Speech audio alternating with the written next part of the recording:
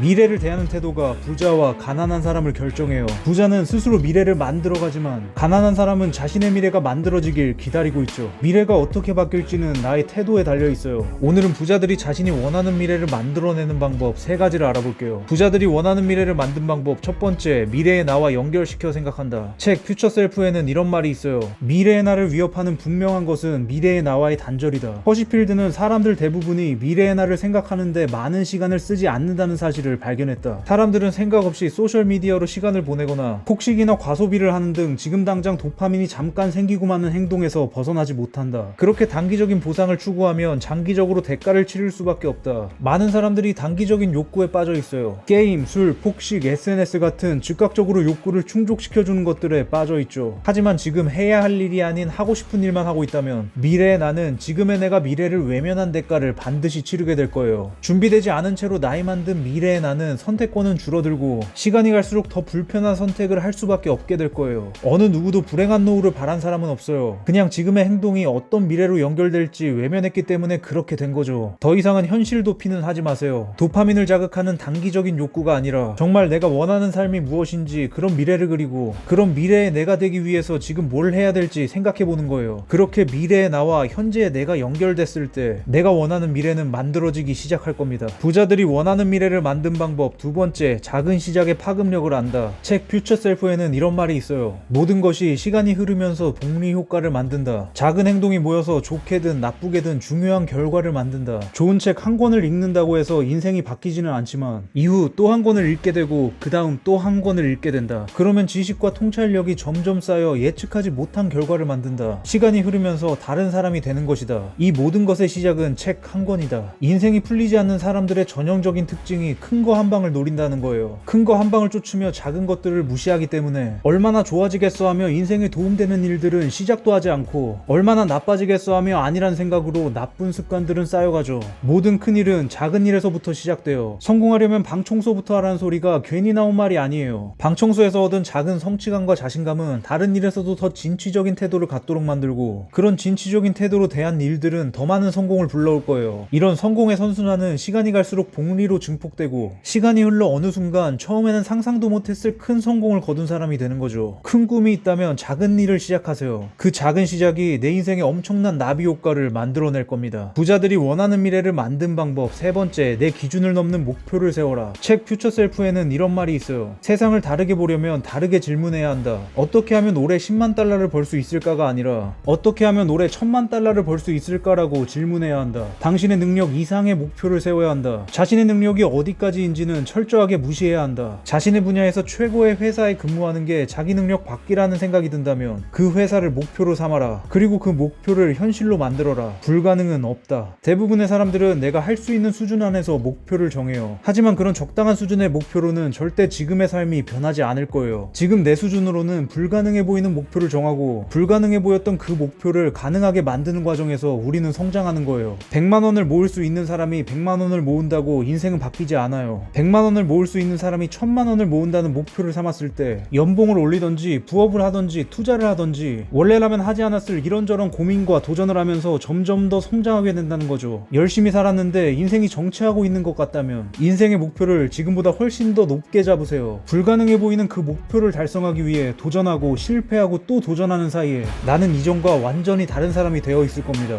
오늘 얘기는 여기까지 할게요. 모두 100억 법시다.